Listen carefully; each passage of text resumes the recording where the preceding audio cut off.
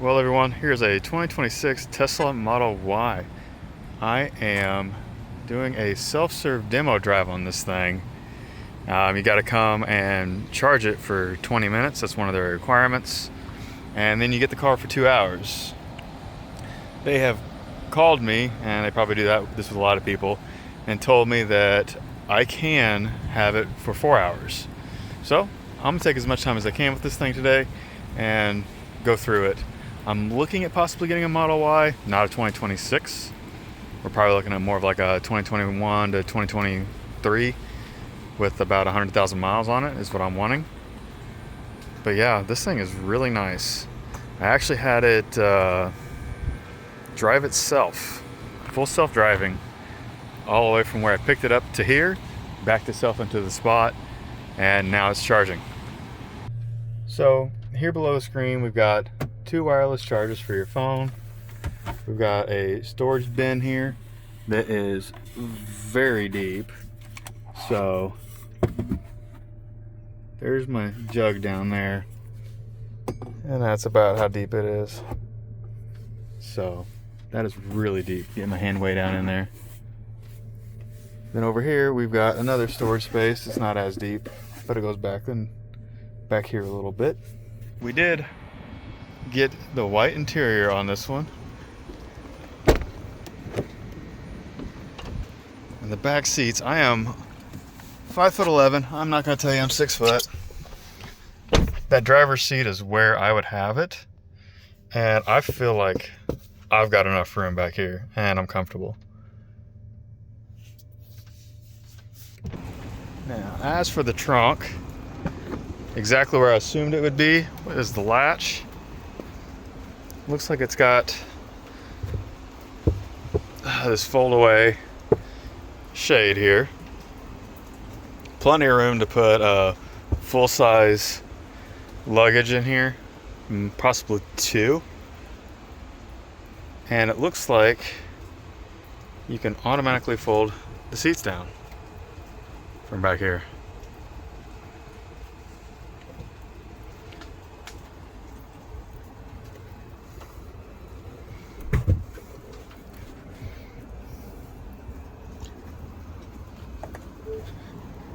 It's got the self-close hatch as well.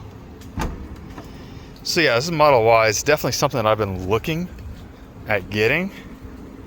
Like I said, I doubt it's going to be a 2026 one because I don't want to buy something brand new that's $50-something thousand. I'd rather buy a few-year-old one that's $25,000, $30,000. Well, as of right now, this Tesla Model Y is pretty nice. But I've been using the full self-driving almost the whole entire time I've been driving this thing. And the little bit I have drove it, it's got this, I guess, regenerative braking where it hits the brakes when you let off the gas. So I've switched it from standard to reduced. I'm gonna see if that helps out a little bit whenever I'm driving it myself here for a second. But I'm gonna take it to the next location and see how it does. I remember we were in this back seat earlier, about where I was sitting at. Still got plenty of room. I didn't notice this. You've got your own little climate control screen back here for everything. It seems like for music too. So, oh, Netflix, YouTube, and games. That's pretty cool. So, you're kind of exploring this car with me. I don't know much about Tesla at all. I just know that I've been looking at one for a while now. My charging rates at my house really aren't very good. During the summer right now with delivery, it's about 24 to 25 cents a kilowatt hour. So I've done the math. Anything around 30 miles to the gallon that I can buy, gas has to be above $3.20 a gallon for it to make sense for me. Literally make sense. But yeah, this is nice and roomy. I do like this one. Full self-driving is nice, being down here in Orlando, letting this thing do the full self-driving. The whole braking on its own thing, I believe it had to do with that setting I was talking about earlier. Let me get back in the front seat. All right, we're back in the front seat with this infotainment center. So the dynamics of the car is what I was talking about, and it's the acceleration. I changed it to reduced. I don't get as much braking when I take off my foot off the pedal, which is kind of nice. I've Googled the deceleration thing, but I can't find anywhere on Google where it says I can turn it off. So, but standard, it feels like it hits the brakes pretty hard as soon as you let off the gas. Reduced is not so much. You just kind of gotta, and it's weird. You gotta keep your foot in the gas, or in the acceleration, until you want the car to brake and stop. And it'll turn the brake lights on everything, but it's a different feeling. So I kind of like it.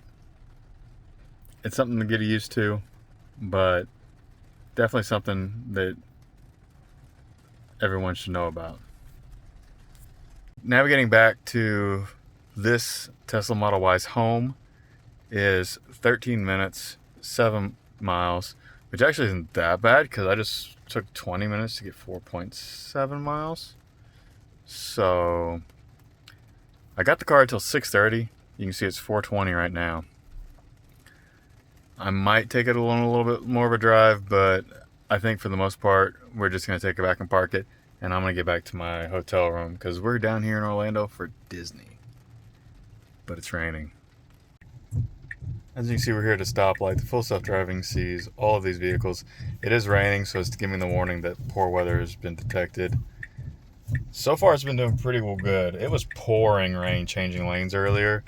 The lights, you can see right here, turned red for a second. Probably because it was unsure whether something was there or not, but there was nothing there. So I made sure of it before it even changed lanes. And here it goes.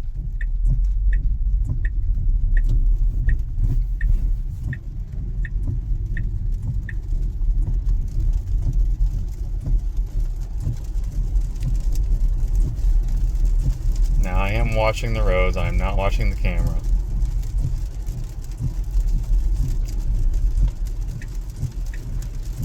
It's changing lanes, it's clear. We have a construction zone coming up here, so I don't know if it's gonna change lanes back or not, or if we're having lanes squishing together. Let's see. I'm gonna take over just in case. 1,000 feet. Alright, it saw the construction zone and it changed lanes itself, which was kind of nice.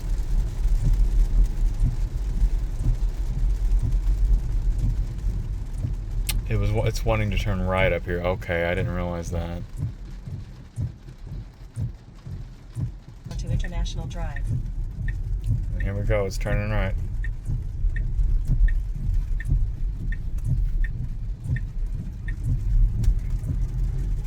Awesome.